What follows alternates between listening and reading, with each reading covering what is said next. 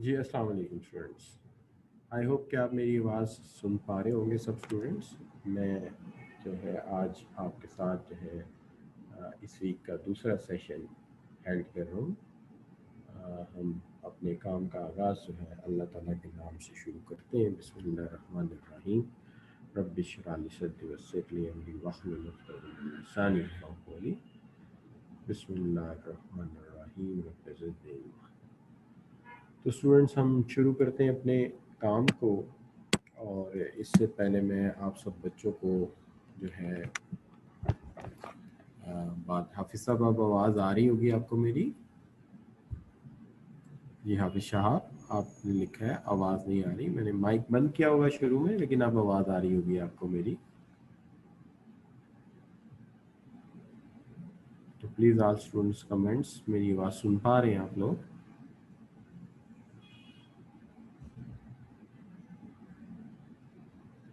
मैं हाफिज़ साहब ज़रा माइक की जो डायरेक्शन है वो चेंज कर देता हूँ। आई होप सो फार मेरे पास यहाँ पे जो सामने माइक का वाइब्रेशन है वो ये बता रहा है कि काफ़ी ठीक आवाज़ जा रही है इधर से।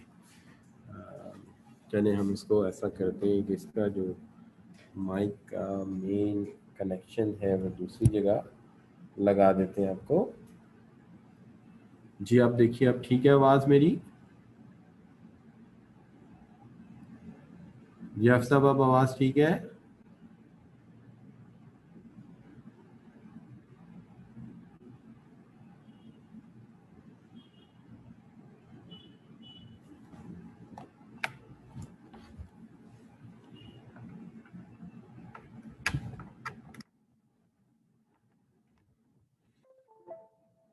अब ज़रा देखिए, अब आवाज़ सही आ रही है आपको?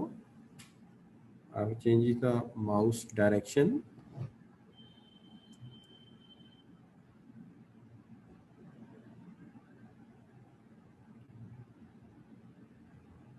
जी आप दोबारा रिकनेक्ट कीजिए, चूँकि मेरा माइक जो है वो बता रहा है कि आवाज़ जो है वो यहाँ से ठीक जा रही है। चूँकि मेरे सामने ग्रीन लाइट होती है, वो ब्लिंक करती है और बीम बताती है कि कहाँ तक आवाज़ जा रही है।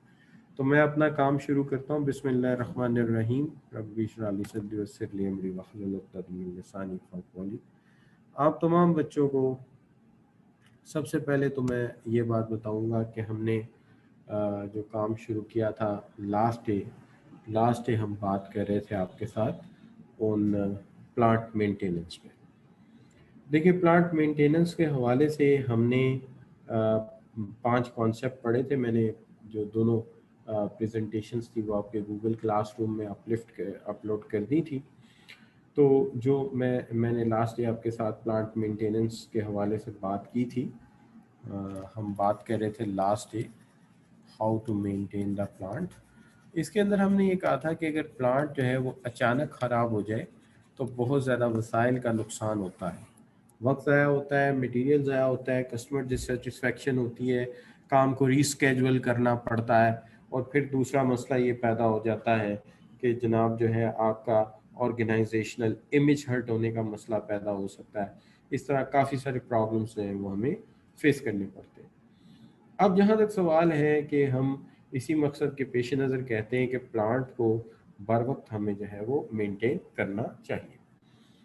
अब प्लांट मेंटेनेंस की जब हम बात करते हैं तो इसके अंदर हमने लास्ट डे जो बात की थी वो ये की थी कि जनाब यहाँ पे हमने जो है वो डिफरेंट तरीक़ाकार यानी 5 different plant maintenance situation discuss की थी। एक ऐसी सूरत जब प्लांट में ब्रेक डाउन आ जाता है यानी प्लांट रुक जाता है तो हम उस वक्त उसकी मेंटेनेंस करते हैं। तो ये तो है जब सूरत हाल बिगड़ गई तो उसको संवारने की कोशिश करें। दूसरा हमने ये कहा था कि क्यों ना पहले से ही ख्याल रखा जाए, तो इसको हमने कहा था ये प्रिवेंटिव मेंटेनेंस है। तीसरा जो हमने कहा था वो ये है कि बाज़ औक़ात हमें प्रिवेंटिव मेंटेनेंस के बावजूद कुछ प्रिडिक्शन आ जाती है कि जैसे कि मेन चीज़ ख़राब होने वाली है, तो इसको हम कहते हैं ये प्रिडिक्टिव मेंटेनेंस है। उसके अलावा जो है वो ये है कि जो मशीन मैन होते हैं, जो मशीनें चलाने वाले होते हैं, वो भी एक रूटीन मेंटेनेंस लेके चलते रहते हैं कि काम शुरू करने से पहले डेली बुनियादों पे जो है वो रूटीन में जो है वो क्लीनिंग वगैरह और इस तरह के इश्यूज़ को देखते रहते हैं।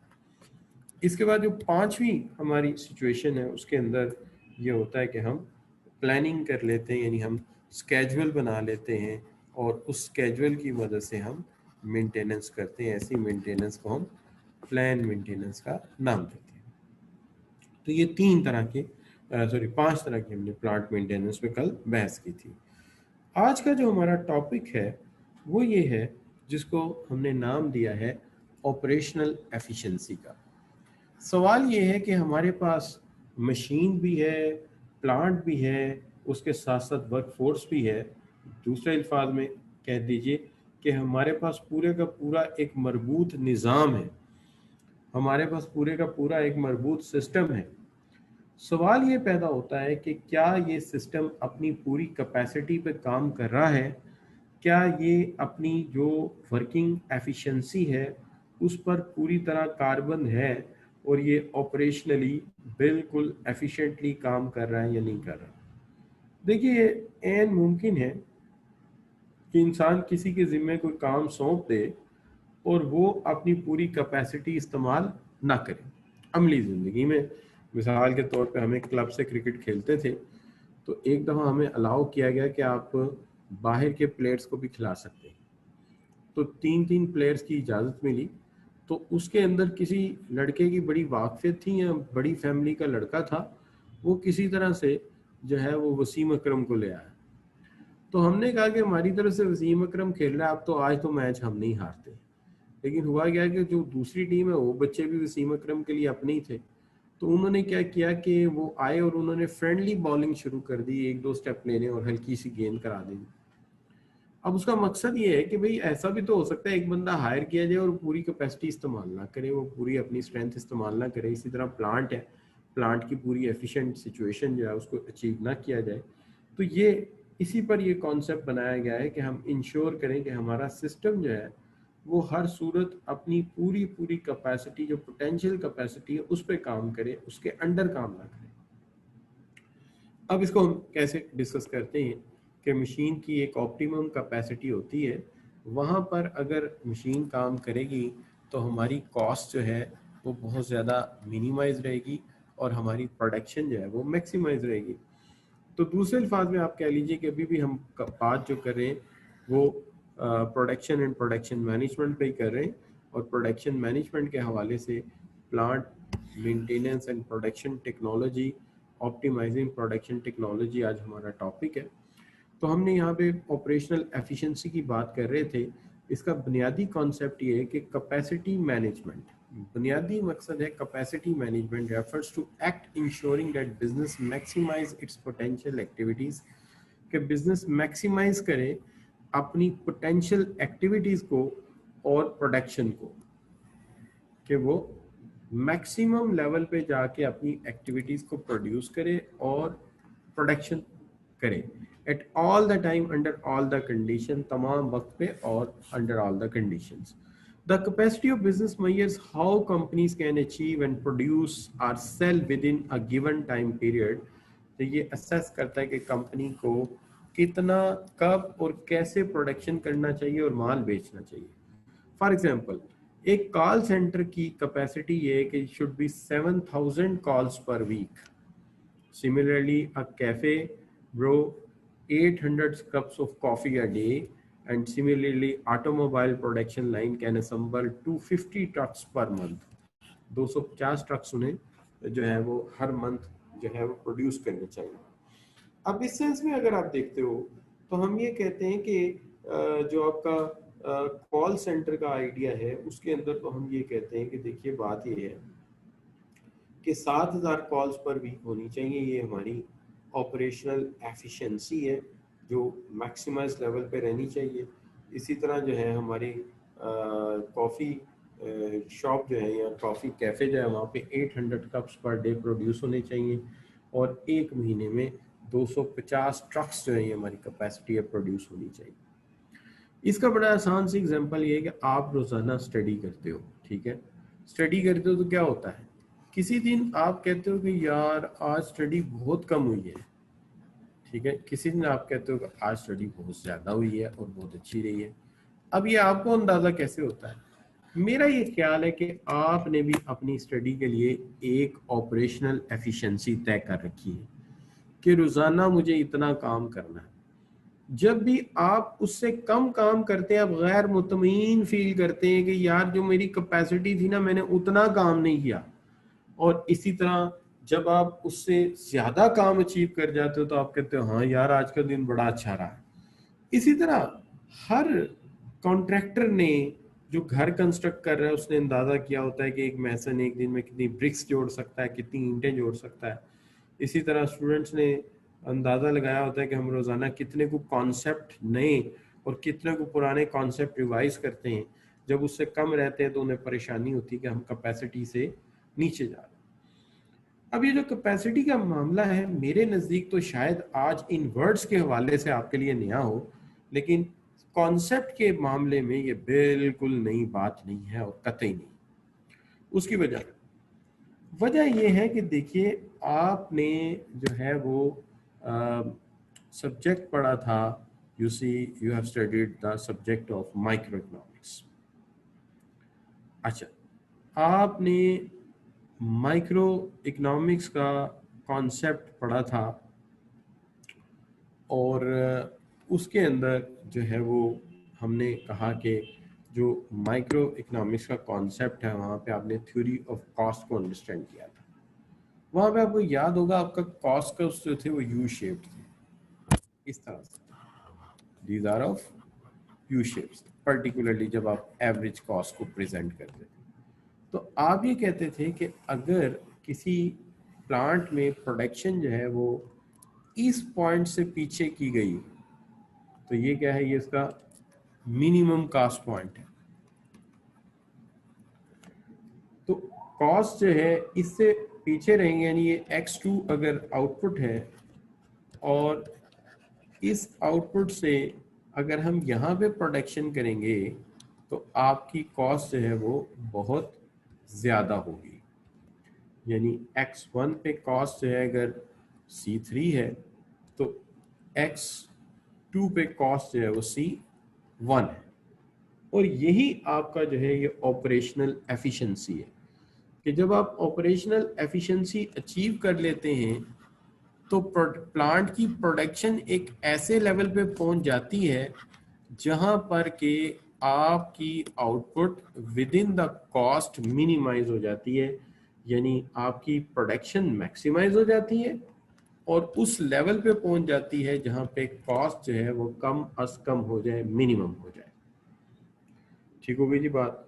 तो ये वही पॉइंट है कि आप एक ऐसी ऑपरेशनल एफिशिएंसी की बात कर रहे हैं जहां पे हमारी कॉस्ट मिनिमाइज हो जाए और आउटपुट जो है within that cost maximise हो जाए। इस मामले में ये जो था ये आपका ट्रेडिशनल कॉन्सेप्ट था, रवायती कॉन्सेप्ट था, क्लासिकल कॉन्सेप्ट था, ये आपने वहाँ पढ़ा था। तो आई होप कि आप सब बच्चों ने वहाँ पे ये पढ़ा होगा। ठीक है,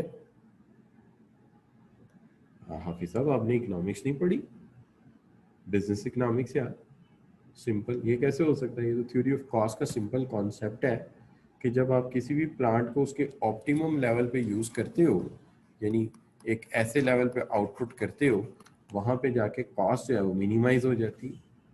ठीक है जी, तो बिल्कुल सिंपल बात है।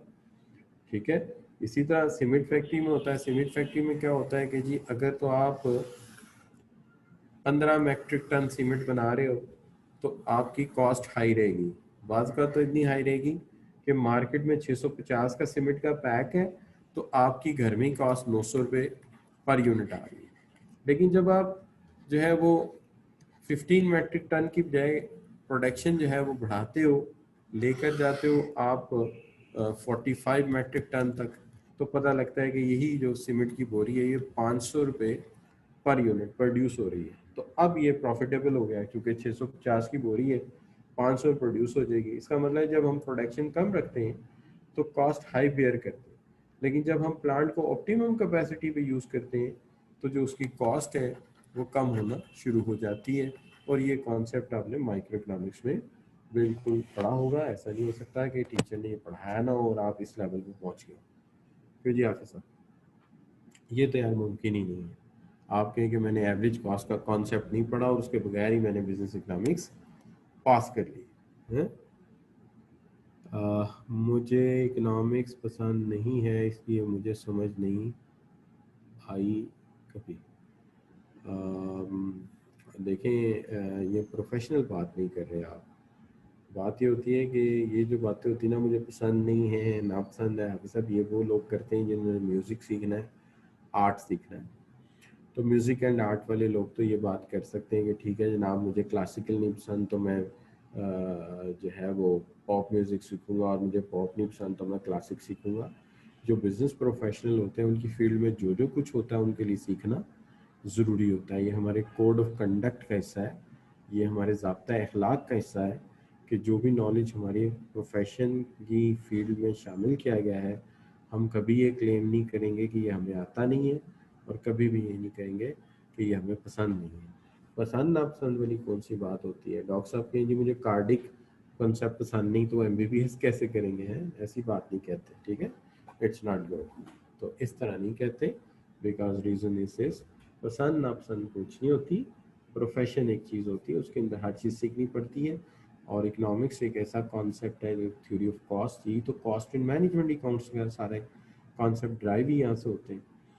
और अगर हम कहें कि हमें ये नहीं पसंद, इसका मतलब आपका कॉस्ट एंड मैनेजमेंट अकाउंट करने का आपका कोई इरादा नहीं है, तो प्लीज़ इसको आइंदा से ऐसी बात आपने नहीं करनी। ये तो बड़ी दिलज़ारी वाली बात है, मुझे ये चीज़ पसंद नहीं तो मैंने ये नहीं पढ़ी। अच्छा, ये तो शहजादे करते हैं, आप शहजादे थोड़ी हैं, आप तो स्टूडेंट हैं एक प्रोफेशनल स्टडीज में। तो बच्चों बात ये सिंपल सी है कि जहाँ हम ऐसे लेवल तक प्रोडक्शन करें जहाँ पे कॉस्ट मिनिमाइज हो जाए, और जब हम प्रोडक्शन बढ़ाते हैं तो वही इंजीनियर्स होते हैं, वही हमारे टेक्नीशियंस होते हैं, वही उस प्लांट को मेंटेन कर लेते हैं। अगर प्लांट सारे दिन में आधा घंटा चलेगा तो भाई हमें ज़मीन की भी कॉस्ट आनी है, लैंड की भी आनी है, बिजली की भी मीटर की आ जानी है, लेबर की भी आ जानी है।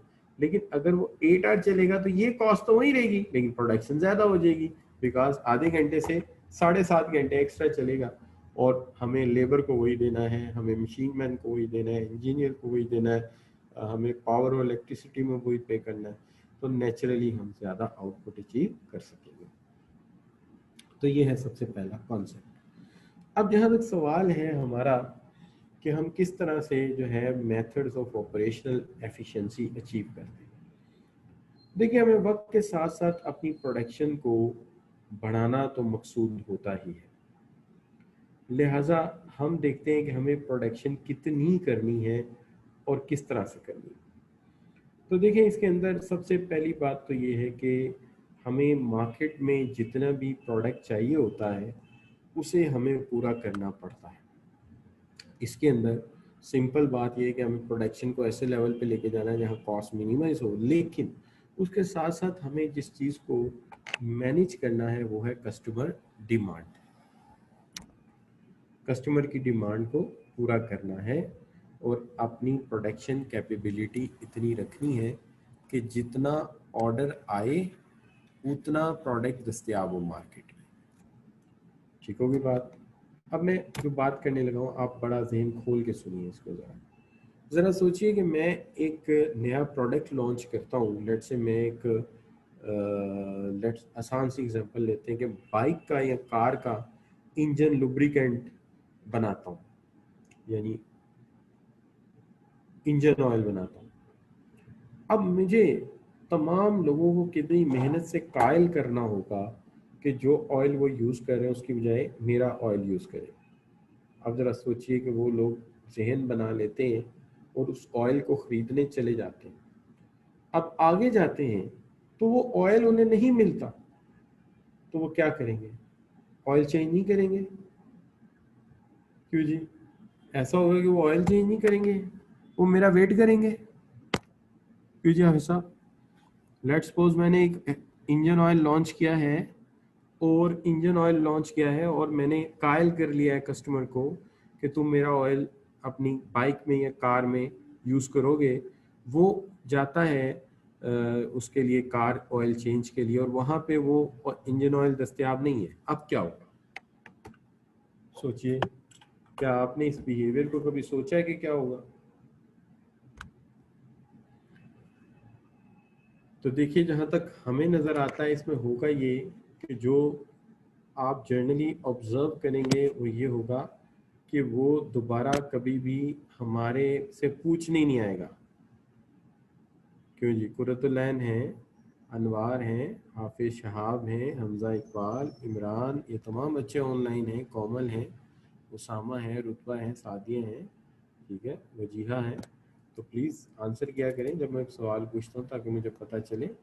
तो क्या होगा कि वो वेट नहीं करेगा, वो अल्टरनेट यूज़ कर लेगा। अब वो एक दफ़ा अल्टरनेट यूज़ करने लग गया, लेट से मेरी एक गाड़ी, उसके अंदर मैं यार मुझे नाम भूल गया उस ऑयल का, वो ऑयल है आई थिंक जिप या जिंक्स, वो मैं डालता हूँ उसके अंदर। तो वो मुझे जहाँ तक याद पड़ता है, मैं 2005 से लेकर ऑनवर्ड वो यूज़ कर रहा हूँ अभी तक। तो मैंने कभी भी वो चेंज नहीं करता। तो इसी तरह उसने एक दफ़ा ऑयल वो वाला डाल दिया दूसरा, तो मेरा ऑयल कभी भी ट्राई नहीं करेगा। लिहाजा ये ऐसे ही होगा जैसे कि वो क्रिकेट में होता है कि एक बॉलर बड़ी मेहनत से एक कैच निकलवाता है बैट्समैन से, और कैच करने वाला कैच छोड़ देता है, तो बैट्समैन आउट तो नहीं होगा, वो तो फिर पक्का हो जाएगा और फिर सेंचुरी करने तक आपका मसला हल नहीं होगा।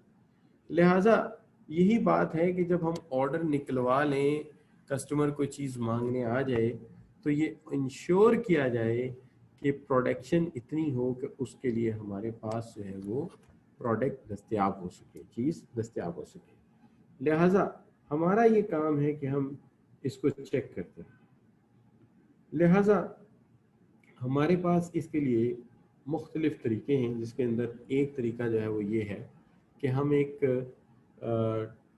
ग्रोथ रेट फिक्स कर लेते हैं, गिवन रेट फिक्स कर लेते हैं कि हमारी डिमांड जो है with the passage of time increase हो रही है, और जैसे जैसे हमारे प्रोडक्ट की डिमांड का जो रेट है, लेट से इट्स रेट इज़ जो भी निकल आए, आप कह लीजिए इट्स अप्रॉक्सीमेटली, अगर मैं 20 को यहाँ मानता हूँ तो हम कहते हैं ये कोई 50% ग्रोथ रेट है, तो हम इसी के साथ साथ उसी ग्रोथ रेट पे प्रोडक्शन को बढ़ाते जाएंगे। तो इसमें आसान तरीका एक ये है कि एक गिवन रेट से हम प्रोडक्शन को बढ़ाते हैं। अच्छा, एक गिवन रेट जो होगा इस तरह से होगा कि हम डिमांड को पहले एस्टिमेट करेंगे कि किस रेट से ये ग्रो कर रही है, तो फिर उसी रेट से हम इसको ग्रो करते जाएंगे। ठीक हो गई जी बात। तो एक तरीका है, 2% हो सकती है, 5% हो सकती है, 50% हो सकती है। तो जितने परसेंट डिमांड आपकी बढ़ती है, आप उतने ही परसेंट जो है अपनी प्रोडक्शन को बढ़ाते हैं।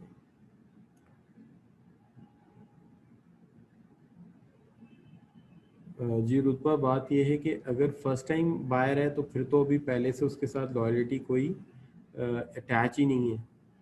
लेकिन अगर कोई लॉयल्टी अटैच हो जाएगी, यानी पहले यूज़ कर लेगा, फिर तो हो सकता है कि जैसे आप एक साबुन यूज़ करते हैं या शैम्पू यूज़ करते हैं या कोई घर में आप एसी यूज़ करते हैं, तो पहले यूज़ कर रहे हैं फिर तो और बात है। लेकिन अगर पहली दफ़ा की बात हो रही है तो फिर तो ज़ाहिरी बात है कि बड़ी मुश्किल से डिमांड निकली है, तो उसको उस वक्त दस्तयाब होना चाहिए। तो हम ये कहते हैं कि हर दफ़ा हम एक फिक्स ग्रोथ रेट से इंक्रीमेंट जो है इसके अंदर देना शुरू कर देते हैं। तो एक तो तरीकाकार ये हो सकता है। अच्छा, दूसरा तरीकाकार ये हो सकता है कि क्यों फिक्स्ड रखें कि हमने हर एक माह के बाद या हर जो है वो एक माह के बाद हमने 2.5% प्रोडक्शन बढ़ानी है, ऐसा क्यों करें? ऐसा भी तो हो सकता है डिमांड ऐसे ना बढ़ रही हो। ठीक है, दूसरा तरीका ये हो सकता है कि हम ये ना करें, बल्कि हम ये करें कि हम जो है वो डिमांड को एस्टिमेट करें हर टाइम पीरियड के ऊपर। हम टाइम पीरियड के ऊपर डिमांड को ट्रेस करते रहें, और जैसे जैसे डिमांड चेंज होती रहे, वैसे वैसे हम प्रोडक्शन चेंज करते रहें। जहाँ डिमांड कम हो रही है हम प्रोडक्शन भी कम करें, और जहाँ डिमांड ज़्यादा हो रही है वहाँ हम प्रोडक्शन भी ज़्यादा करें। यानी दोनों जो हैं, डिमांड एंड प्रोडक्शन, एक दूसरे को चेस करें, उसके पीछे पीछे चलते जाएं। अगर डिमांड बढ़ी है तो आप प्रोडक्शन भी बढ़ा दो, और अगर डिमांड कम हुई है तो प्रोडक्शन भी कम कर दो। तो this is what you can say कि ये मुकाबला हो गया ना, जैसे वो चोर सिपाही का मुकाबला होता है, तो उस तरह से एक कंपटीशन शुरू हो गया। डिमांड बढ़ेगी, प्रोडक्शन बढ़ा दो, डिमांड कम हो तो प्रोडक्शन भी कम कर दो। तो एक तरीका तो ये हो सकता है फिक्स्ड रेट से करो, लेकिन फिक्स्ड रेट्स में प्रॉब्लम ये होती है कि बाज़ औक़ात हम फिक्स रेट से प्रोडक्शन बढ़ाते हैं लेकिन डिमांड नहीं बढ़ती, तो फिर ऐसी सूरत में हम ओवर स्टॉक हो सकते हैं, ऐसी सूरत में हम ओवर स्टॉक हो जाएंगे। ठीक है जी। अच्छा, लेकिन दूसरा तरीका क्या हो सकता है? दूसरा तरीका ये हो सकता है कि हम डिमांड के साथ इसको मैच करते जाएं, जैसे जैसे डिमांड बढ़े प्रोडक्शन को बढ़ाते जाएं। तीसरा तरीका ये हो सकता है कि demand management planning aims to stabilise the demand market. तो लेकिन ये मैं तब बात करूंगा अगर पहले दो आपको क्लियर है, तो फिर आगे मैं चलूंगा। तो पहले मुझे ये आप क्लियर करें कि यहाँ तक आपको क्लियर है।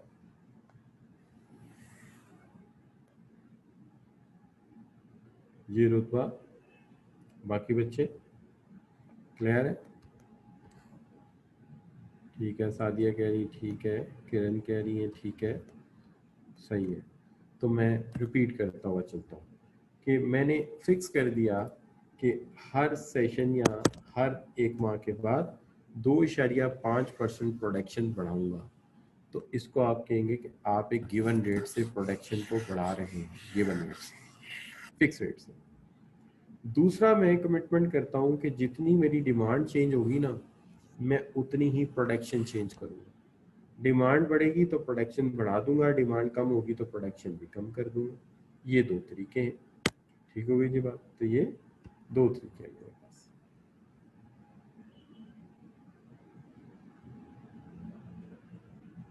जी रुतबा, बिल्कुल इसमें लॉस हो सकता है, आप सही कह रहे हैं कि फिक्स रेट का ये नुकसान हो सकता है। अच्छा, तो इसमें ये ड्रॉबैक है। अच्छा, अब जो तीसरा तरीका है वो है कि डिमांड को फॉलो ना करो बल्कि डिमांड को मैनेज करो। डिमांड को मैनेज कैसे किया जा सकता है? डिमांड को मैनेज ऐसे किया जा सकता है कि हमें ये पता है कि ये हमारी प्रोडक्शन लाइन है, तो फर्ज करें हम इतनी प्रोडक्शन कर रहे हैं, ठीक है, ये हम प्रोडक्शन कर रहे हैं, लेकिन इसी दौरान होता ये है कि जनाब जो है हमारा प्रोडक्शन लाइन जो है उसके अंदर कोई चेंज आ जाता है और ऐसी सिचुएशन पैदा हो जाती है कि हमारी जो डिमांड है वो बजाय इसके पैरेलल चले नीचे आ जाती है डिमांड। हमें पता है कि इस वक्त डिमांड जो है वो प्रोडक्शन से नीचे जा रही है, तो हम इसको मैनेज कैसे करेंगे? तो इसको मैनेज किया जा सकता है। मैनेज करने के लिए हमारे पास एक तरीका ये है कि एडवर्टीजमेंट देना शुरू कर दें, ताकि अगर प्रोडक्शन ज़्यादा है तो डिमांड बढ़ जाए। एक तरीका ये हो सकता है कि हम कोई डिस्काउंट ऑफर कर दें, कोई प्रमोशन ऑफर कर दें। तो इससे ये होगा कि हमारी जो है प्रमोशन ऑफर कर दें, इससे ये होगा कि हमारी डिमांड जो है वो वापस चली जाएगी उसी लेवल पे जिस लेवल पे हम प्रोडक्शन कर रहे हैं, तो ये उसी लेवल पे वापस आ जाएगी।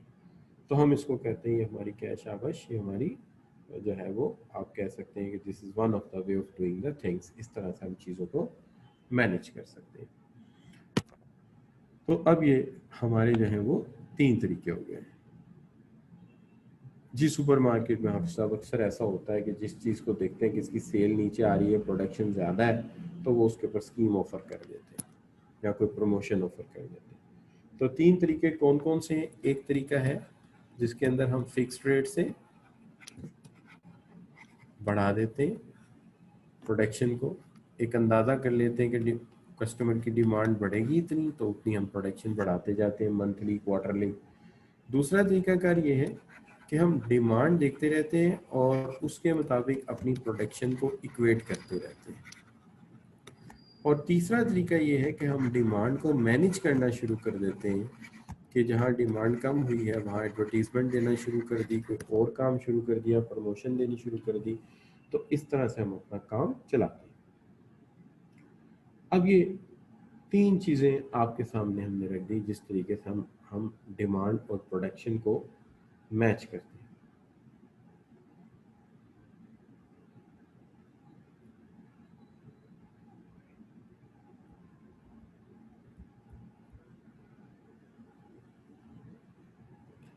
तो यहाँ तक सबसे पहले तो हमें ये चाहिए कि हम आप लोगों से फिर एक दफ़ा पूछ लें कि क्या आपको ये तीनों बातें क्लियर हैं, तो फिर हम आगे चलते हैं। ठीक है जी।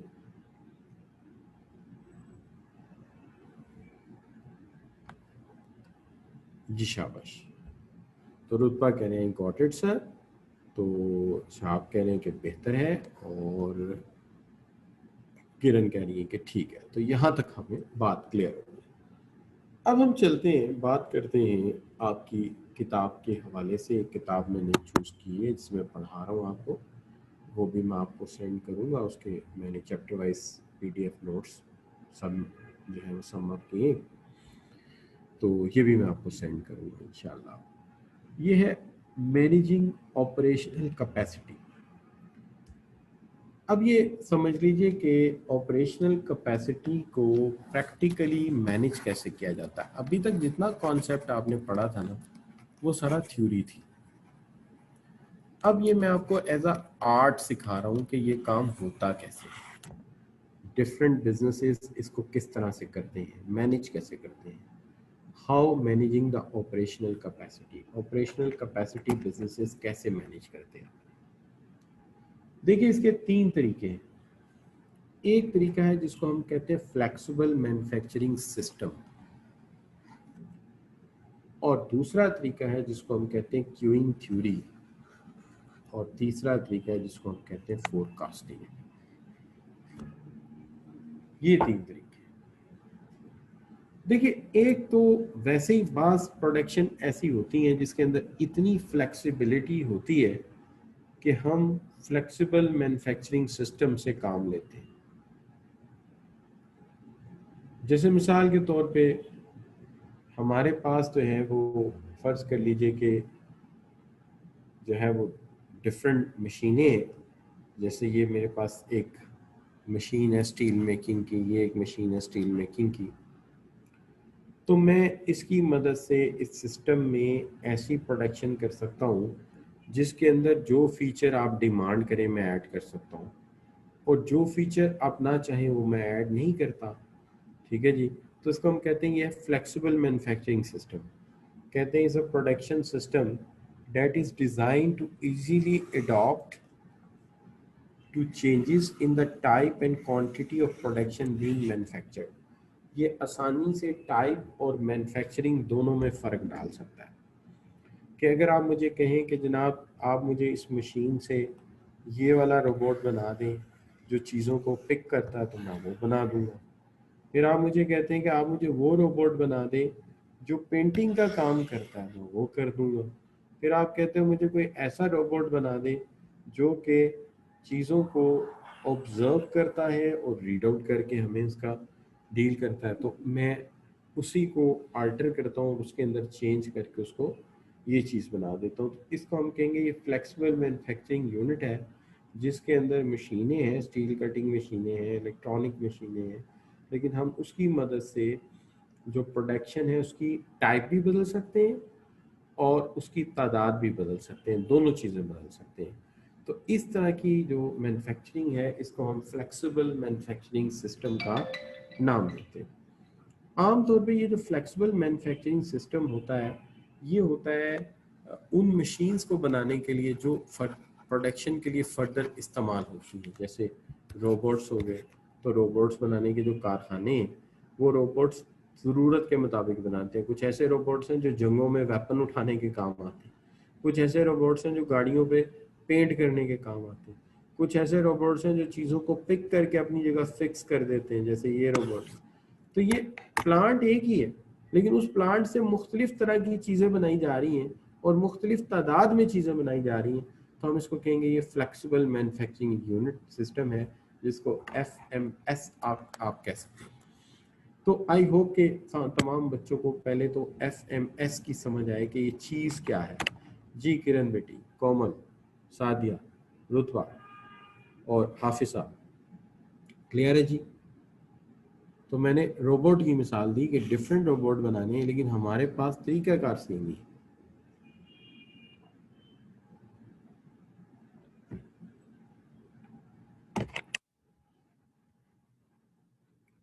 जी बच्चों, तो इमरान, सादिया, इमरान, हाफिज साहब ये कह रहे हैं कि बिल्कुल क्लियर है, माशाल्लाह। अच्छी बात है, इसका मतलब बच्चे मेरे सियाने हो गए। पहले इतने सियाने नहीं थे, जब से मेरे से मिलने लगे, मेरी बातें सुनने लगे, तब से बच्चे सियाने हुए हैं। और अगर नहीं हुए तो फिर इसका भी मेरे पास हल है। इसका एक हल तो ये है कि रोज़ाना कोई 7 गिरी बादाम की पानी में भिगोनी चाहिए रात को, और सुबह छील के खा लेनी चाहिए, बड़ी अच्छी। चार्टेड अकाउंटेंट्स के लिए जितने भी हैं, और जितने भी तरह के अकाउंटेंट्स हैं, इनके लिए अखरोट का खाना बड़ा कारआमद होता है। तो अखरोट लाजमी खाना चाहिए इनको, ठीक है, ये भी बड़े काम की चीज़ होती है। तो ये है, अगर ये भी दोनों चीज़ें काम ना करें तो फिर एक हल है, लेकिन वो फिजिकली है कि एक शतूत की सोटी पे साका की टेप चढ़ाई जाए, उससे बच्चे को तो नहीं लगाई जाए, उससे बड़ा फाका होता है। अच्छा नहीं है, लेकिन चले, हमें आपको डांटना डपटना नहीं, आपको तो पढ़ाना है। तो ये हो गया बच्चों फ्लेक्सिबल मैन्युफैक्चरिंग यूनिट। अब फ्लेक्सिबल मैन्युफैक्चरिंग यूनिट जो है, अगर आप देखें कि इसके मेन फीचर्स क्या हैं, तो सबसे पहला फीचर तो इसका ये है बच्चों कि ये इसके अंदर एबिलिटी होती है कि ये क्विकली क्या करता है, ability to change quickly from one job to another job. Quickly एक जॉब से दूसरी जॉब में एडजस्ट हो जाता है, यानी एक जॉब कर रहा है तो दूसरी जॉब पे एडजस्ट हो जाता है यूनिट। अच्छा, एक काम कर रहा है, दूसरे काम के लिए फ़ौरन तैयार हो जाता है। इसका रिस्पॉन्स फास्ट होता है, थोड़ी सी टेम्पलेट बदली, डाइयाँ बदली, और वही मशीन दूसरा काम करने लग गई। इसके अंदर स्मॉल बैच प्रोडक्शन होती है आमतौर पे, कि एक बैच बना लिया, फिर दूसरे बैच के लिए हमने टेम्पलेट दोबारा फिट कर ली, तो इसके अंदर ये हमें फ़ायदे होते हैं। अब दूसरा जो है हमारा तरीका, वो है क्यूइंग थ्योरी। पहले तो ये समझे कि क्यूइंग थ्योरी होती क्या है। देखिए, क्यूइंग थ्योरी जो है, ये डिस्क्राइब करती है एक मैथमेटिकल मेथड को, जो एनालाइज करता है, प्रिडिक्ट करता है कि हमारे काम में डिलेज क्यों है और कंजेस्टेंस क्यों है। why our work is being delayed and why congestion is there। क्यों हमें ये बताती है कि हमारा वक्त क्यों ज़ाया हो रहा है, हमारे काम में डिले कहाँ कहाँ आ रहा है। हम अगर ये चीज़ों को आइडेंटिफाई कर लें कि इसके अंदर बॉटलनेक्स कहाँ कहाँ पे हैं, तो इन बॉटलनेक्स को रिमूव करके हम अपने प्रोसेस को इम्प्रूव कर सकते हैं, और हम ज़्यादा क्विकर रिस्पॉन्स ले सकते हैं। हम इस बॉटलनेक को रिमूव करके ज़्यादा क्विकर रिस्पॉन्स ले सकते हैं, कि रिस्पॉन्स जो है पहले की रिस्पॉन्स ज़्यादा तेज़ हो, जल्द हो, क्विक हो, तो हम एक क्विक रिस्पॉन्स हासिल कर सकते हैं। तो क्यूइंग थ्योरी हमें किसी एक जगह मदद नहीं देती, बहुत सारी जगह पे हमें मदद देती है हमारे प्रोसेस को बेहतरीन में। मिसाल के तौर पे क्यूइंग थ्योरी की मदद से हम ये देखते हैं कि हमारा ट्रैफिक का फ्लो कहाँ जैम होता है, जिस जगह जैम होता है आखिर उसकी वजह क्या है, वहाँ कोई स्पीड ब्रेकर है, वहाँ पे 2 लेन स्विचिंग सिस्टम आ जाता है, या एक वक्त में गाड़ियों को लेफ्ट एंड राइट जाने में प्रॉब्लम हो रही है। तो क्यूइंग थ्योरी हमें प्रॉब्लम आइडेंटिफाई करती है, और हम उसके मुताबिक रोड एक्सटेंशन करते हैं, या सिग्नल लगा देते हैं, या इवन टनल तामीर कर देते हैं, या फ्लाईओवर तामीर कर देते हैं। तो ये हमें मदद करती है कि यहाँ होना क्या चाहिए। इसी तरह ये हमें प्रोसेसिंग में मदद करती है, प्रोसेसिंग शिपिंग ऑर्डर मोर एफिशिएंटली, कि अगर हम ऑर्डर की शिपमेंट कर रहे हैं और उसमें डिलेज आ रहे हैं, तो ये उसमें भी हमारी मदद करती है, कि हमें समझाती है कि क्यू में कौन सी चीज़ कहाँ पे डिले का शिकार है। उसको जब हम रिमूव करते हैं तो उससे हमें काफ़ी चीज़ें समझ आ जाती हैं। इसी तरह ये हमें रिड्यूस करती है, रिड्यूसिंग एवरेज टाइम पर कॉल सर्विस सेंटर, कि एक कॉल सेंटर में जो कॉल्स आती हैं उसकी डीलिंग में जो वक्त है वो किस तरह से मैनेज होता है, और कहाँ पे डिलेज आते हैं, उसको भी रिमूव करने में ये मदद देती है। जैसे अभी रिसेंटली हमारे एक दोस्त हैं, is also an accountant, hired in the C pack में हायर हुए हैं। तो उसकी वजह ये थी कि जो पंजाब का ये इलाका है, यानी इंडियन पंजाब का, वहाँ से जो कंटेनर्स आते हैं और ग्वादर के रास्ते शायद पोर्ट होते हैं या अफगानिस्तान जाते हैं, तो वो क्लियरेंस में उनको तकरीबन लगते हैं 48 घंटे से ज़्यादा। तो उन्हें एक क्यूइंग असाइनमेंट दी गई है कि आपका काम ये है कि इन डिलेज को ख़त्म करें। अब इन डिलेज को इस हद तक ख़त्म करना है कि वो कहते हैं कि इसको 2 घंटे के अंदर इमिग्रेशन क्लियर भी होना चाहिए, 2 घंटे के अंदर इसके अंदर जो रिक्वायर्ड ज़रूरियात हैं वो पूरी करके, लीगल रिक्वायरमेंट पूरी करके, तो ये कंटेनर जो है वो यहाँ से मूव करके जो है अपने रास्ते पे चल पड़े। तो इसके लिए क्यूइंग असाइनमेंट दी गई है और वो इसी मॉडल को अप्लाई करके उसको रेक्टिफाई करेंगे। तो इससे फ्लो बेहतर होता है हमारा, flow through shops, factories and hospitals के फ्लो जो है वो इम्प्रूव करता है। तो ये इसका बेसिक यूज़ है क्यूइंग थ्योरी का, कि प्रोडक्शन में पीछे चीज़ें पड़ी हुई हैं, उनकी एक लाइन लगी हुई है और वो लाइन देखती है क्यूइंग थ्योरी के कहाँ पे लाइन रुकती है और कौन सी लाइन ज़्यादा डिले करती है। फिर उसके लिए इलाज सोचा जाता है कि इसको हमने किस तरह से बेहतर करना है। तो ये तरीकाकार है इसका। और जो एक असाइनमेंट है उसका जो एवरेज टाइम है वो किस तरह हमने रिड्यूस करना है। कि कुछ कॉल्स हैं वो आप देखते हैं ना, अक्सर आप कॉल करते हैं तो क्या होता है, वो कहते हैं जी all operators are busy so you are required to wait for some while, और फिर वो गाना चला देते हैं, कोई म्यूजिक चला देते हैं, आप वेट करते रहते हैं। फिर चंद मिनट बाद वो कहते हैं कि हम आपको एक ऑपरेटर से मिला रहे हैं, लेकिन क्वालिटी के पेश नज़र आपकी कॉल को रिकॉर्ड किया जाएगा। तो अगर वहाँ पे ऑन द एवरेज पर कॉल हमें समझ आती कि सर्विस सेंटर में टाइम ज़्यादा लग रहा है, तो उसको भी क्यूइंग के तरीके से हम ट्रीट करेंगे तो बेहतर। तो ये इसके अंदर क्या है वो हम एप्लीकेशन करते हैं। अब जहाँ तक सवाल है जो आप बात कर रहे थे, इसी को अगर हम देखें कि इस्तेमाल कैसे करते हैं, तो सबसे पहली चीज़ तो ये है कि it applies in a situation obviously queuing shops पे, बस स्टॉप्स पे, रोड के मामले में, कॉल सेंटर्स में, प्लेन्स की लैंडिंग फ्लाइंग, यानी कि वो जो रनवेज अवेलेबल है कि नहीं है, तो इस मामले में इसकी एप्लीकेशन बहुत ज़्यादा है।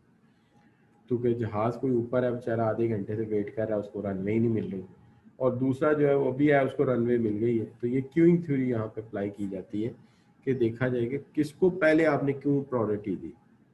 दूसरी चीज, queuing theory conclude throughput. Throughput का मतलब होता है रेट ऑफ प्रोडक्शन और rate at which something is processed, कि किस रेट में हमने चीज़ों को प्रोसेस किया है, कितना वक्त लगा है एक चीज़ को प्रोसेस करने में। हमारा काम ये है कि इसको इम्प्रूव करें, जितना हम इम्प्रूव करेंगे उतनी कस्टमर सेटिस्फेक्शन क्या होगी, इंक्रीज होगी। ज़रा गौर कीजिए कि आप एयरपोर्ट पे जाते हैं और आज जाते ही आपका पासपोर्ट लिया जाता है, और पासपोर्ट लेते ही आपसे कहा जाता है कि sir please pass on to the next counter. अगले काउंटर पे जाते हैं, आपका सामान ले लेते हैं, उसलिए अगले काउंटर पे जाते हैं तो वो कहते हैं जी ये बोर्डिंग कार्ड है, यहाँ बैठ। आप कहेंगे यार निज़ाम बड़ा अच्छा है। इस तरह कस्टमर कंप्लेंट लेके आता है, कोई उसका एलईडी खराब है, आप कहते हैं जी यहाँ पे इसको सबमिट कर दें और ये जनाब आपकी कंप्लेंट है, तो जनाब आप परसों आके ले जाएं। तो आप भी कहेंगे हाँ यार ये बड़ा अच्छा निज़ाम है। लेकिन अगर यहाँ पे बरसों चीज़ फंसी रहे और जो है स्लो लाइन मूव हो रही हो, तो फिर अल्टीमेटली क्या होगा, जो स्लो लाइन होगी वो फ्रस्ट्रेट करेगी। ये बिल्कुल इस तरह से है जैसे कि इस एग्जांपल में कहा जाता है कि भी मोटरवे से आ रहे हो ना, तो अक्सर क्या होता है कि मोटरवे से जब हम आ रहे होते हैं तो दूर से ही पहला काम तो ये था, जब भी मैं हाईवे से आ रहा होता हूँ तो मैं अपनी धुन में मगन, वही 120 की स्पीड पे आ रहे होते हैं, एकदम से ब्रेकें लगती सबकी, आवाज निकल गई। हाँ जी, पता लगता हुआ क्या, वो कहते रावी टूल प्लाजा आ गया। अब वहां पे जाके एक लंबी क्यू लगी होती गाड़ियों की, इस तरह लंबी सी क्यू लगी होती। अब होता ये आम तौर पे रूटीन में कि जिस लाइन में आप लग जाते हैं, अगर दूसरी लाइन उससे बड़ी थी तो जाहिर है आप क्या करते हैं, आप छोटी लाइन चूज करते हैं, सबसे छोटी लाइन चूज करते हैं। अब पता लगता है छोटी लाइन स्लो है और बड़ी लाइन फास्ट है, तो आप फौरी तौर पे फ्रस्ट्रेट हो जाते हैं कि यार ये क्या कहानी है, मैं तो लगा था कि यहाँ 2 गाड़ियां तो जल्दी से मेरी जो है क्लियरेंस मिल जाएगी, और वहां पे जनाब 15 गाड़ियां थी तो 8 तो निकल भी गई हैं, तो ये तो 2 नहीं क्लियर हो रही। तो ऐसी सूरत में क्यूइंग थ्योरी हमें हेल्प करती है और कहती है कि डिफरेंट लाइनों की बजाय सिंप्लीफाइड लाइंस क्रिएट करो और इसको ट्रीट करो वन लाइन कंप्यूटराइज तरीके से, कि कंप्यूटर नोट करे लाइनें फिजिकली चाहे 4 हैं, लेकिन कंप्यूटर नोटिफाई करे कि कौन सी गाड़ी कितने मिनट पे लाइन पे लगी थी और आपने कितने मिनट और कितने सेकंड को से रिलीज किया। तो अल्टीमेटली पता चल जाएगा कि ये पर्टिकुलर साइड जो है यहाँ पर हमें प्रॉब्लम हो रही है। तो हम उस मसले को हल करेंगे। तो यहाँ तो ये सारी लाइंस डिफरेंट होती हैं, लेकिन कंप्यूटर पे ये लाइंस एक ही होती है। हर गाड़ी के नैनो सेकंड का भी फर्क नोटिफाई किया होता है कि गाड़ी कितने बजे लाइन में लगी और कितने बजे निकली। अगर ऐसा हो जाए तो फिर सारा ही मसला हल हो जाता है। लेकिन हमारा तो सिचुएशन ये होती है कि जब हम लाइन में लगते हैं, उधर जाके वो शेरा वाला गेट पे, या सॉरी वो शेरा वाला गेट पे, या पता नहीं क्या कहते हैं उसको, बंद रोड वाली साइड पे, तो वहाँ पे हम लाइन में शराफत से लगे होते हैं, और कुछ लोग लेफ्ट से या राइट से आते हैं और आके आगे ट्रक वाले को हॉर्न दे के तो निकल जाते हैं। वहाँ मुझे बहुत फ्रस्ट्रेशन होती है, बड़ा दुख होता है। सबसे बड़ा दुख उन लोगों पे होता है कि जो वर्दी पहन के आगे खड़े होते हैं और ये नहीं करते कि यहाँ के हकदार को उसका हक दिला दें, और जो शख्स लेफ्ट या राइट से आया उसे ज़रा 15-20 मिनट आधा घंटा रोकें, ज़रा उसको पता चले उसने रूल को वायलेट किया है, तो आइंदा वो लाइन में लग जाएगा। रूल ऑफ लॉ तो तभी काम करेगा जब आप लॉ को इम्प्लीमेंट करेंगे।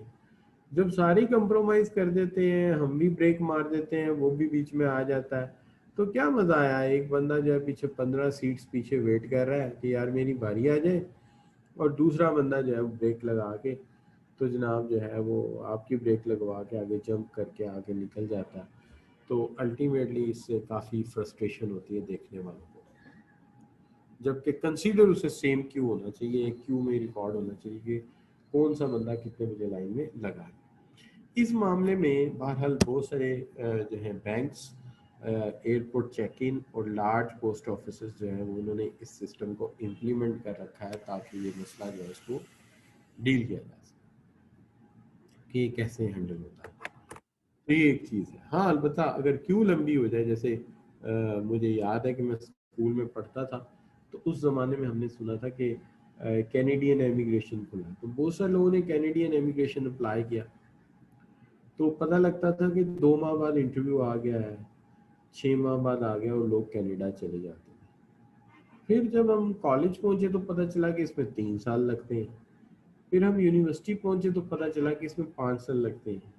और जब हमने क्वालिफाई कर लिया तो फिर पता चला कि ये काम बड़ा मुश्किल है। तो बहरहाल ये है कि क्यूइंग सिस्टम इतना लंबा है कि लोग लाइन में इतने लग जाते हैं कि फिर आपकी बारी जो है वो बड़ी देर से आती है। एनीवे, तो बहरहाल मैंने कभी सोचा तो नहीं बाहर जाने के बारे में, हालांकि तक कि मेरी अपने जो हैं वो कई अजीज़ बाहर हैं, लंबे अरसे से उधर के नेशनल हैं, जैसे मेरी हमशीरा है अमेरिका में है, मामू हैं कनाडा में है। तो खैर कभी मैंने कभी किसी को कहा नहीं, 1-2 बार उन्होंने कहा भी, मैंने डॉक्यूमेंट्स भेजे नहीं। मैंने कहा यार पाकिस्तानी माशाल्लाह इतना अच्छा मुल्क है, और अपॉर्चुनिटीज़ के एतबार से अल्हम्दुलिल्लाह बड़ा अच्छा मुल्क है, तो यहाँ पे हर काम हो सकता है, कोई ऐसी बात नहीं है। और फिर आप सब दोस्त जानते हैं कि देखिए जो ड्रॉबैक्स हैं वो हर मुल्क में ही होते हैं। ऐसा नहीं होता कि किसी पर्टिकुलर कंट्री में ड्रॉबैक्स नहीं हो सकते, इट इज़ एवरीवेयर, हर जगह होते हैं और हर जगह इन्हें फेस किया जाता है। 12 आगे बढ़ते हैं, बात करते हैं आगे हम ऑपरेशनल एफिशिएंसी एंड फोरकास्ट। देखिए फिर एक आसान तरीका तो ये हो सकता है कि हम क्यों ना ऐसा करें कि अपनी ऑपरेशनल एफिशिएंसी को सहारा दे दें फोरकास्टिंग का, कि हम टाइम सीरीज के तरीके से फोरकास्ट करें, और फोरकास्ट करके हम प्रेडिक्ट करें कस्टमर का बाइंग बिहेवियर, उसकी हैबिट्स, उसके सोचने का अंदाज, उसकी जो भी सिचुएशन है, ताकि हम उसकी एक्सपेक्टेशंस को मीट कर सकें। तो ये भी एक तरीका हो सकता है कि किसी और तरीकों को फॉलो ही ना करें, फोरकास्टिंग करते जाएं और उसी के तरीके से आगे बढ़ते जाएं। अब फोरकास्टिंग का जो तरीका है इसके बहुत सारे फ़ायदे हैं, इसलिए आपने देखा होगा कि जब आपको क्वांटिटेटिव मेथड पढ़ाए गए तो वहाँ स्पेशली आपको टाइम सीरीज एनालिसिस कराया गया। फिर आगे आपको कॉस्ट एंड मैनेजमेंट अकाउंट्स के जो भी टॉपिक्स आएंगे उसमें पर्टिकुलरली फोरकास्टिंग और जो है सीजनल फोरकास्ट, ये सारा कुछ कराएंगे ताकि आप आसानी से इस टेक्निक को लर्न कर सकें। अगर इस टेक्निक को अप्लाई किया जाता है तो इसमें सबसे पहली बात तो ये कि आपका जो स्केजुअल है वो किसी प्रोबेबिलिटी या अजम्पशंस पे बेस्ड करता होगा, भले, लेकिन वो अजम्पशंस या प्रोबेबिलिटी रियलिस्टिक होगी, वो बिल्कुल फिक्शंस बेस्ड नहीं होगी, रियलिटी बेस्ड जो है आपका स्केड्यूल होगा, एक्टिविटी स्केड्यूल। दूसरी बात ये है, इसके तरीके से आप ज़्यादा ऑपरेशनल एफिशिएंसी अचीव कर सकेंगे, यानी जितनी ज़रूरत होगी उसको पूरा कर सकेंगे। और तीसरी बात ये है कि जो मिसमैच है बिटवीन प्रोडक्शन एंड डिमांड, आप इसको रिमूव कर सकेंगे कि किसी भी मौके पे, जैसे वो प्रॉब्लम थी ना फिक्स्ड ग्रोथ रेट की, तो फिक्स ग्रोथ रेट में मसला ये कि जहाँ मिसमैच हुआ वहाँ ओवर प्रोडक्शन हो जानी है और चीज़ों का वेस्ट होना है, ज़िया होना है, तो उसका यहाँ पे कोई चांस नहीं होगा। तो अल्टीमेटली इससे आपका ये जो मसला है, ये जो प्रॉब्लम है, ये रिजॉल्व हो जाएगी। तो इस लिहाज से अगर आप देखते हो तो मैंने आपको 3 मेथड्स की यहाँ पे बात की है जिससे आप प्रैक्टिकली जो है अपना ऑपरेशनल कैपेसिटी को मैनेज कर सकते हो।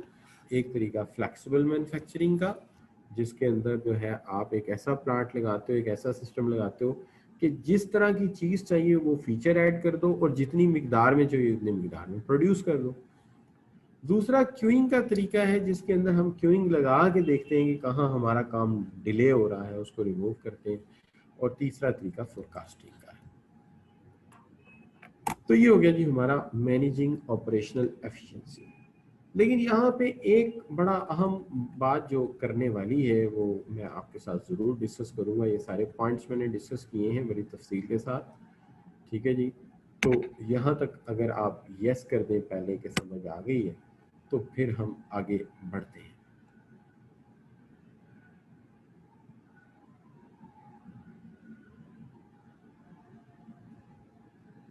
जी शाबाश, ऑल राइट, किरण कह रही है ऑल राइट, आप सब कह रहे हैं यस क्लियर है, ठीक है जी। मोहम्मद उसामा भी कह रहे हैं कि ठीक है, और इमरान भी कह रहे हैं कि ठीक है, कुरतुलैन भी कह रही है कि ठीक है, किरण भी कह रही है ठीक है, शाबाश। अच्छा बच्चों, तो मैं कहता था ना आप समझदार हो जाएंगे, तो अल्हम्दुलिल्लाह होने शुरू हो गए, और अब जो है आपकी समझदारी की धूम बड़ी जल्दी दुनिया में पड़ जानी है इंशाअल्लाह। अच्छा बच्चों, अब बात आ गई क्या जी कि यहाँ पे एक छोटा सा कॉन्सेप्ट इसके साथ मैं अटैच कर रहा हूँ, इजाफी छोटा सा आर्टिकल है बिल्कुल, और वो ये है कि approach to capacity management while enhancing a plant capacity. जब कोई नया प्लांट लगाते हैं या एग्जिस्टिंग प्लांट की कैपेसिटी को इन्हांस करते हैं, बढ़ाते हैं, तो क्या अप्रोच होती है। कहते हैं कि जनरली हम इस प्लानिंग में 6 स्टेप्स रखते हैं, 6 स्टेप्स रखते हैं। मैं रिपीट करता हूँ, अगर मैं अपना प्लांट चेंज कर रहा हूँ, टोटली चेंज कर रहा हूँ, या अब मैं अपने एग्जिस्टिंग प्लांट की कैपेसिटी को बढ़ा रहा हूँ, इन्हांस कर रहा हूँ, तो इसके 6 स्टेप्स हैं, 6 स्टेप्स हैं। और ये 6 स्टेप्स जो हैं ये कंसीडर करेंगे कि जब हम प्लांट रिप्लेस करेंगे या नया प्लांट लाएंगे या प्लांट में कुछ रद्दोबदल करेंगे। सबसे पहली चीज़ जो है वो ये है कि हम कंसीडर करेंगे डिमांड और ट्रांसलेट करेंगे into required capacity for process, कि डिमांड कितनी रही है, कितनी हो सकती है, उसको ट्रांसलेट करेंगे कैपेसिटी के मुताबिक कि कितनी कैपेसिटी रिक्वायर्ड है। ये भी अंदाज़ा लगाएंगे कि जो रनिंग मशीनें इस वक्त काम कर रही हैं उसके पास ऑलरेडी अवेलेबल कैपेसिटी कितनी है या ऑलरेडी कितनी चीज़ें प्रोड्यूस की जा रही हैं। तो एक तरफ डिमांड का अंदाज़ा करेंगे, उसके मुताबिक अपनी प्रोडक्शन रिक्वायरमेंट का अंदाज़ा लगाएंगे, और ये भी ख्याल रखेंगे कि इस वक्त जो बाकी मशीनें काम कर रही हैं, जो कंटिन्यूसली काम कर रही हैं, वो कितना प्रोड्यूस कर रही हैं। फिर इसके बाद हम आइडेंटिफाई करेंगे कि इसके दरमियान मिसमैच कितना है, फ़र्क कितना है। वो फ़र्क और वो कैपेसिटी जिसको आप गैप एनालिसिस कह सकते हैं, जो गैप होगा कि डिमांड है 600 यूनिट्स की, हमारी सारी मशीनें प्रोड्यूस कर रही हैं 300 यूनिट्स, इसका मतलब है इसमें गैप है 300 यूनिट्स का। ये 300 यूनिट्स का जो गैप है ये हमें पूरा करना है, ये 300 यूनिट्स का गैप हमें पूरा करना है। तो जब तक ये 300 यूनिट्स का गैप पूरा नहीं होता, ज़ाहिर है डिमांड पूरी नहीं होगी। तो एक तरफ डिमांड को कंसीडर किया, दूसरा प्रोडक्शन कैपेसिटी को किया। तो डिमांड कितनी है, पहला पॉइंट 600, दूसरा पॉइंट प्रोडक्शन कितनी है 300, तीसरा पॉइंट मिसमैच कितना है, 300 यूनिट्स का। अच्छा, अब सजेस्ट करते हैं, मैं ये जो कहता हूँ प्रोडक्शन कहता हूँ जी 400 है, तो मिसमैच कितने का हुआ, 300 की बजाय 200, मैं दोनों जगह 300 नहीं करता, चेंज करता हूँ। अब फोर्थ आ गया कि suggest alternative plan for overcoming mismatch. अब हम सोचते हैं कि इस मसले को हल करने के लिए, जो मिसमैच है इसको रिजॉल्व करने के लिए हमारे पास अल्टरनेटिव प्लान क्या है, हमारे पास मुतबादिल प्लान क्या है जिसकी मदद से हम इस मसले को रिजॉल्व कर सकते हैं, जिसकी मदद से हम इस मसले को हल कर सकते हैं, वो हमारे पास क्या है, सजेस्ट करते हैं। फिर जाहिर बात है, जब आप अपने अल्टरनेटिव को देखते हो तो हर अल्टरनेटिव को दूसरे के साथ कंपेयर करना पड़ता है और उसमें से बेस्ट निकालना पड़ता है, इसमें से बेस्ट हमारे लिए कौन सा है। ठीक है, तो हम रिपीट कर लेते हैं, मैं रिपीट क्यों करता हूँ कि हमने कहा सबसे पहले कि डिमांड का अंदाजा लगाएंगे, डिमांड को कंसीडर करेंगे। तो मैंने कहा फर्ज कीजिए कि डिमांड है 600 यूनिट्स की, इस वक्त प्रोडक्टिव कैपेसिटी है मेरी 400 की, और मेरा जो मिसमैच है, गैप है नंबर 3 पॉइंट, वो है 200 यूनिट्स। इस मसले को हल करने के लिए हम अल्टरनेटिव प्लान्स और मिसमैच को रिजॉल्व करने के क्या क्या अल्टरनेटिव्स हैं, और उन अल्टरनेटिव में से हम बेस्ट अल्टरनेटिव का इंतखाब करेंगे जो कि हमारे इस मसले को हल कर सके। अब यहाँ पे हम फिर अल्टीमेटली उसके हवाले से इम्प्लीमेंट करते हैं कंट्रोल्स को, और बेस्ट प्लान जो है उसे इम्प्लीमेंट करते हैं कि इसमें से जो बेस्ट प्लान है उसे इस्तेमाल करके या बेस्ट प्लांट जो है उसे ला के हम अपना मसला जो है ऑप्शन को यूज़ करते हुए हम अपने मसले को रिजॉल्व कर लेते हैं। तो ये हमारे 6 स्टेप्स हैं जिसकी मदद से हम सोचते हैं कि प्लांट को रिजॉल्व कैसे करना है। मुख्तसरन पहले डिमांड कितनी है, फिर कैपेसिटी कितनी है, फिर इनके दरमियान मिसमैच या गैप कितना है, फिर इस गैप को पूरा करने के लिए हमारे पास ऑप्शंस कौन कौन से हैं, फिर उसमें से हमें बेस्ट ऑप्शन चूज़ करना है, और फिर उस बेस्ट ऑप्शन को इम्प्लीमेंट करना है, और फिर उसके ऊपर कंट्रोल भी करना है कि ये हमारा जो है बेस्ट आउटकम आएगी। तो इसको हम कह सकते हैं, ये हमारा क्या कह सकते हैं, आप इसको प्लांट इन्हांसिंग प्लांट कैपेसिटी। यहाँ पे आके हमारा आज का ये वाला जो टॉपिक है इसको हम वाइंड अप कर देते हैं, जिसका नाम था, जिस टॉपिक का नाम था ऑप्टिमम या ऑपरेशनल एफिशिएंसी। तो इसको हम कंप्लीट डिक्लेयर कर देते हैं। तो मैं, अगर आपका कोई सवाल यहाँ तक नहीं है तो फिर मैं इसको स्लाइड्स को हटाता हूँ आपके सामने से। जी जी कोमल, मैं आपको बताता हूँ। पहला ये था कि डिमांड कितनी, मैंने कहा जी फर्ज कीजिए 600 यूनिट की डिमांड है, ये पहला यूनिट था, पॉइंट था। दूसरा पॉइंट ये था कि इस वक्त जो मशीनें चल रही हैं उनकी कैपेसिटी कितनी है, तो कैपेसिटी है 400 की। तो इसके हवाले से हमने देखना है कि इनमें गैप कितना है, मिसमैच कितना है। तो मिसमैच हो गया 200 का, उसको पूरा करने के लिए हमें एक और प्लांट ऐड करना पड़ेगा, ये बात मैं कह रहा हूँ। तो यहाँ तक अगर ये क्लियर है तो फिर हम आगे बढ़ते हैं। शाबाश, कोमल कह रही मुझे समझ आ गई है। तो फिर मैं इन स्लाइड्स को आपके सामने से हटाता हूँ और अगला टॉपिक जो है वो आपके सामने रखता हूँ। तो बच्चों बात ये है कि थोड़ी देर के लिए स्लाइड्स आपके सामने से गायब होंगी, लेकिन आपने शोर नहीं मचाना। जैसे कल भी मैंने बात की थी कि ऐसा ना हो आप शोर मचा दें कि डॉक्टर मुझे कुछ नजर नहीं आ रहा, क्योंकि जाहिर है जब स्लाइड सामने से हटेगी तो थोड़ी देर के लिए तो चीज़ें गायब होंगी आपके सामने से, क्या है। अच्छा चलिए, हम क्या करेंगे, हम इसके बाद फौरी तौर पे आपके सामने जो है वो दूसरी स्लाइड से वो रख देंगे, ताकि आपको फौरी तौर पे हम दूसरे इंटरेस्टिंग टॉपिक की तरफ लेकर चल सकें। दूसरा हमारा जो इंटरेस्टिंग टॉपिक है वो फौरी तौर पे हम स्टार्ट करते हैं, चूँकि हम नहीं चाहते कि 1 मिनट के लिए भी आपकी तवज्जो कहीं दाएं बाएं जाए। तो लिहाजा आपने किसी भी तरह दाएं बाएं नहीं जाना और आपने इंतज़ार करना है हमारा कि हम आपके लिए एक और टॉपिक जो है सामने रख रहे हैं।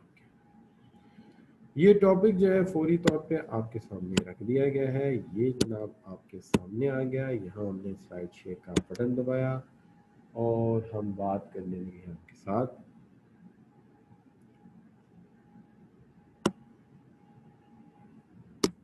इसको मैक्सिमाइज भी कर देते हैं हम।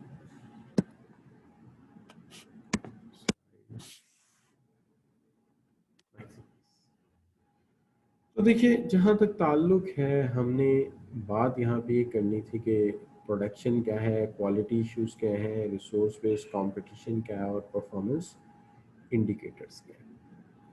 देखिए, यहाँ पे हमने अभी तक जो बात आप दोस्तों के साथ की थी वो इस एंगल से की थी कि जनाब प्रोडक्शन आप सब लोग जानते हैं कि हम किसी मटेरियल को या किसी चीज़ को कन्वर्ट कर देते हैं उसके जो है वो एक्चुअल शेप से दूसरी शेप में, जिससे उसकी वैल्यू या उसकी वर्थ में इजाफा हो जाता है। उसको प्रोडक्शन कहते हैं।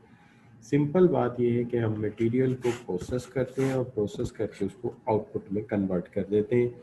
इस तरह मेटल है तो मेटल ही हम कार बना देते हैं, वुड है तो उसका हम फर्नीचर बना देते हैं। इस सिंपल अमल को हम जो है वो प्रोडक्शन का नाम देते हैं। प्रोडक्शन के इस अमल में हमारा मसला होता है ऑपरेशन मैनेजमेंट का, जिसके हवाले से हम चाहते हैं कि ऑपरेशनल स्ट्रेटजी बनाई जाए, यानी स्ट्रेटेजिकली हम कुछ ऐसी स्किल्स गेन करें जो दूसरों के पास ना हो, दूसरों के पास वो ऑपरेशनल कैपेबिलिटी ना हो जो हमारे पास हो। इस तरह रिसोर्सेज का बेस्ट इस्तेमाल किया जाए, स्किल्स का बेस्ट इस्तेमाल किया जाए, सप्लायर रिलेशनशिप का बेस्ट इस्तेमाल किया जाए और उसके नतीजे में हमें एक कंपेटिटिव एडवांटेज हासिल हो जाए। ये कंपेटिटिव एडवांटेज ना सिर्फ हमें हासिल हो, बल्कि हम इसके लिए ऐसी स्ट्रेटेजी, ऑपरेशनल स्ट्रेटेजी बनाएं कि हम इसको सस्टेन कर सकें, यानी लंबे अरसे तक कंपेटिटर को अपने मुकाबले में पीछे ला सकें। सो दिस इज़ व्हाट कि हम चाहते हैं कि हम कंपेटिटर को अपने मुकाबले में पीछे ला सकें। लेकिन इस सारे अमल में जो बड़ी अहम बात है वो ये है कि हमारे पास वसाइल कैसे हैं, सिचुएशन कैसी है और हम इसको किस तरह से रिजॉल्व करते हैं। इस हवाले से हम थोड़ी सी बात इससे पहले कर चुके हैं, जो कि कैपेसिटी क्वालिटी के हवाले से थी। क्वालिटी के हवाले से जो बात हमने आपके साथ की थी इज़ लास्ट वीक में, आई होप सो फार। तो लास्ट वीक में हमने जो बात की थी उसके हवाले से हमने कहा था कि क्वालिटी कहते हैं कि एक प्रोडक्ट मैंने ख़रीदा है, उसकी परफॉर्मेंस कैसी है। फ़र्ज़ कीजिए कि मैंने एक कार ख़रीदी है। ये कार जो है ये 0 to 100 किलोमीटर पर आवर पे कितनी जल्दी पहुंचती है। How many minutes it take, how many minutes it's take, half minute, 1/4 minute और 1 मिनट। तो ये क्या इसकी परफॉर्मेंस है। दूसरी चीज़ इसके अंदर जो आ जाती है वो ये है कि इस कार के अंदर आपको फीचर्स क्या दिए गए हैं। पता चलता है कि इस कार के अंदर आपको जो है बहुत एक्सटेंसिव फीचर्स दिए गए हैं। इसके अंदर ABS ब्रेक्स दी गई हैं, सेफ्टी बैग्स लगाए गए हैं, इसके अंदर शॉक्स एब्जॉर्बर बहुत अच्छे यूज़ किए गए हैं, इस गाड़ी के अंदर सीट्स जो हैं बड़ी बकेट्स यूज़ की गई हैं। तो ये इसके क्या है, इसके फीचर। इसमें रिम की जाए अलॉय रिम दिए गए हैं। तो ये इसके फीचर्स हैं। तो एक तरफ आ गई परफॉर्मेंस और एक तरफ आ गए उसके एडिशनल फीचर। इसके अंदर बहुत अच्छी LCD प्रोवाइड की गई है, बैक व्यू मिरर की बजाय कैमरा प्रोवाइड किया गया है। तो ये सारी चीज़ें बात कर सकते हैं इसके फीचर्स। उसके बाद मसला आ जाता है ये कार रिलायबल कितनी। अगर मैं प्लान कर लेता हूँ कि मैं इस कार पे जो है वो फैसलाबाद से मूव करूँगा या इस्लामाबाद से मूव करूँगा, और इस्लामाबाद से मैं जाते हुए सबसे पहले कराची पहुंचूंगा और कराची से फिर मैं मकरान के साहिल के साथ साथ जाते हुए मैं गवादर जाऊंगा। तो क्या ये रास्ता जो तकरीबन 6 + 13 + 3 60 तकरीबन 2000 किलोमीटर्स पे मुश्तमिल है। माशाल्लाह अल्लाह ताला ने हमें बहुत बड़ा मुल्क दिया है, हम खुद ही ना कदरें इसके, और बड़ा खूबसूरत मुल्क है। तो ये जो 2000 किलोमीटर का मेरा सफ़र है, इसके दरमियान कहीं ऐसा तो नहीं है कि ये कहीं हीट अप हो जाए, रुक जाए या किसी वक्त ये काम छोड़ दे। अगर ऐसा कोई शक मौजूद नहीं है तो इसका मतलब है ये रिलायबल भी है। तो इसका मतलब ये हुआ बच्चों के परफॉर्मेंस ये है कि स्पीड कितनी जल्दी लेती है, पिक कैसा है इसका, फीचर ये है कि इसके अंदर इजाफी करेक्टरिस्टिक्स क्या डाले गए हैं, और रिलायबिलिटी ये है कि रास्ते पे चलते हुए मुझे इत्मीनान है कि ये कहीं पे भी रुकने वाली नहीं है। अब इससे आगे आ जाते हैं तो आ जाती कंफॉर्मेंस। कंफॉर्मेंस का ताल्लुक ये है कि जो स्पेसिफिक सर्विस या स्टैंडर्ड का वादा किया गया था मैनुअल में, उसकी एडवर्टीजमेंट में, उसके ब्रोशर में, क्या ये उसको मीट करती है। कि हमें ये कहा गया था कि ये गाड़ी जो है ये 30 सेकेंड्स में जो है वो 0 से 100 पे जाएगी, तो ये जाती है, लिहाजा पहली बात ये कंफॉर्मेंस होगी। दूसरी बात हमें ये कही गई थी कि ये जो गाड़ी है ये 1 लीटर में 15 किलोमीटर चलेगी।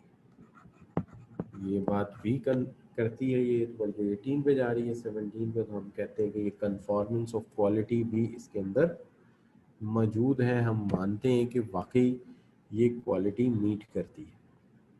ठीक है, वो जाहिर बात है अगले टॉपिक से लिंक करना है तो थोड़ा सा रिवीजन करना पड़ेगा, वरना फिर अगला टॉपिक कैसे चलाऊंगा मैं। जाहिर है पास बार पिछला टॉपिक लिंक करना पड़ता है, वरना फिर जो बच्चे ज्वाइनर होते हैं जो बीच में छोड़ गए होते हैं वो नहीं चलते साथ। अब इसके बाद आ जाता है कि ड्यूरेशन, ड्यूरेबिलिटी। ड्यूरेबिलिटी ये है कि मुझे इसको चलाते हुए 5 साल हो गए हैं, और एक बंदा तो इसी गाड़ी के ब्रांड को यूज कर रहा है पिछले 10 साल से, तो वो कहता है सर जो पहले साल परफॉर्मेंस थी 10वें साल भी वही परफॉर्मेंस है, तो हम कहेंगे कि ये वाकई ड्यूरेबल है, जो इतनी लंबी लाइफ तक इसमें कोई मसला पैदा नहीं हुआ। सर्विसबिलिटी ये है कि इसका डिज़ाइन इस तरह का है कि मैं इसको खोल सकता हूँ, कंपोनेंट चेंज करवा सकता हूँ, ये रिपेयरेबल है, कंपनी ने इसके पार्ट्स जो हैं वो दस्तयाब रखे हुए हैं कि पार्ट्स इसके आसानी से मिल जाते हैं, मैनुअल इसका मिल जाता है, मैकेनिक्स इसके दस्तयाब हैं, लिहाजा इस सारे इश्यूज़ के अंदर कोई मुझे प्रॉब्लम नहीं है। और एस्थेटिक्स का ये आलम है कि गाड़ी बड़ी दिलकश है, देखने में इसका कलर बड़ा अच्छा है और हमारे मौसम और हमारे माहौल से बड़ा मैच करता है, तो हम कहते हैं इसके एस्थेटिक्स भी अच्छे हैं। और फिर परसीव क्वालिटी ये है कि मार्केट में किसी से भी बात करो वो इसके बारे में अच्छी राय देता है, तो इसका मतलब है ये प्रोडक्ट जो है ये अच्छा है। तो ये बच्चों हम क्वालिटी की बात कर रहे थे, मेरा ख्याल है यहाँ पे आज मुझे रुक जाना चाहिए, चूँकि तकरीबन 2 या 3 कॉन्सेप्ट्स में आज डिस्कस कर गया आपके साथ। एक तो आज मैंने सबसे पहले आपके साथ बात की ऑप्टिमाइजिंग प्रोडक्शन के ऊपर, ठीक है, और परफॉर्मेंस एफिशिएंसी पे की, फिर आगे चल के 3 मेथड्स पे बात की, फिर प्लांट इन्हांसमेंट पे बात की, और इसके बाद मैं आ गया कंपेटिटिव एनालिसिस पे। अभी कंपेटिटिव एनालिसिस पे हम अपनी बात को जारी रखेंगे आप दोस्तों के साथ कल के लेक्चर में भी। तो इससे पहले कि मैं आज का लेक्चर वाइंड अप करूं, आप दोस्तों से, आप सब बच्चों से राय चाहता हूं कि आप इसके बारे में राय दें। जी, मोहम्मद उसामा कह रहे हैं ठीक है सर, आगे चलें बच्चों। जी शाबाश। हाफिज साहब कह रहे हैं आज का लेक्चर बहुत मज़े का रहा और अच्छा था। इमरान कह रहे हैं, और कोई बच्चा बहुत अच्छा था, एक्सीलेंट था, किरण नवाज कह रही हैं। तो आप सब बच्चों का बहुत शुक्रिया, आपने अप्रिशिएट किया। और प्रीटी ऑसम बाय इमरान, और अच्छा रहा राब्ता सगीर। तो आप सब बच्चों का, रुतबा सगीर, थैंक यू वेरी मच। आप सब बच्चों ने अच्छा फीडबैक दिया। इंशाल्लाह हम अपने काम को इसी रिदम के साथ, ज़्यादा मोटिवेशन के साथ जारी रखेंगे, और आप सब बच्चों के ताउन से इसे एक यादगार कोर्स बनाएंगे। ना सिर्फ ये कि अच्छे नॉलेज के एतबार से, बल्कि अच्छी मेमोरीज और कामयाबी के हवाले से भी इंशाल्लाह। तो hope so far see you इंशाल्लाह tomorrow. Thank you very much for your joining. Google classroom में नोट्स आते रहेंगे, मैंने भेज भी दिए हैं, और उनको ज़रूर पढ़िएगा, तैयार कीजिएगा। Thank you very much for joining. Allah.